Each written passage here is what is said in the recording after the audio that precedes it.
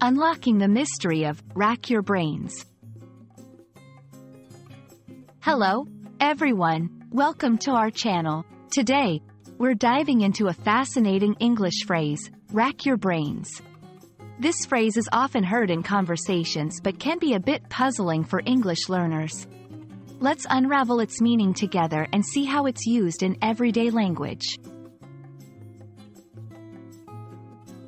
Rack your brains is an idiomatic expression in English.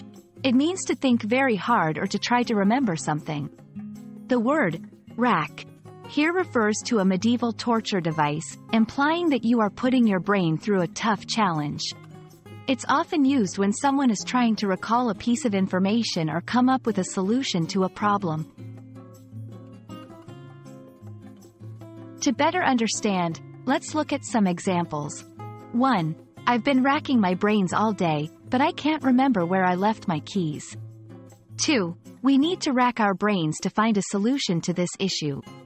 These examples show that the phrase can be used in both personal and collective contexts.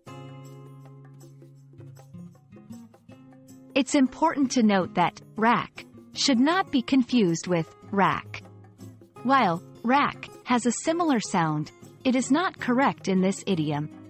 Another common mistake is using it in a physical sense, which is not appropriate as it's a metaphor for mental effort. The phrase, rack your brains, originates from the medieval torture device, the rack, used to stretch victims.